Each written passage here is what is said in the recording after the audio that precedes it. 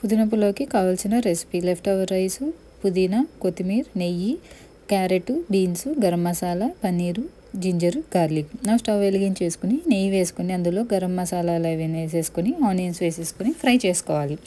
తర్వాత అందులో కొంచెం సాల్ట్ వేసుకుని ఆనియన్స్ని కొంచెం పింక్ కలర్లో వచ్చేంత వరకు ఫ్రై చేసుకోవాలి.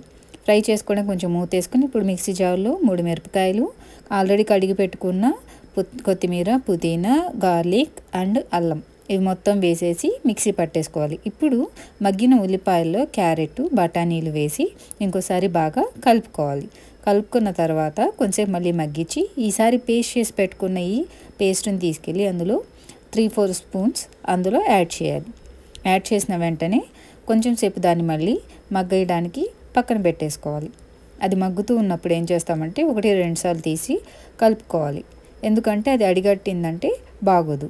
ఓకే, తర్వాత మళ్ళీ కొంతసేపు అలా ఉంచిన తర్వాత ఒక 5 నిమిషాల తర్వాత మళ్ళీ దానికి మూత తీసి మళ్ళీ ఇంకొకసారి పైకి కిందకి అలాగా కలుపుకోవాలి.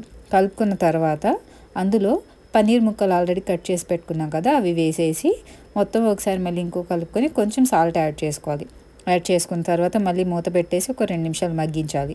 మగ్గించిన తర్వాత ఇప్పుడు అందులో నుంచి కొంచెం నూనె బయటకు వస్తుంది. ఇప్పుడు ఆల్రెడీ మిగిలిపోయిన అన్నం ఉంటుంది కదా, ఆ మిగిలిపోయిన అన్నాన్ని అందులో కలిపేసుకొని అన్నం ఇరిగిపోకుండా, చిరిమిపోకుండా మెత్తగా కలుపుకోవాలి. ఇప్పుడు మీ పుదీనా పులావ్ రెడీ.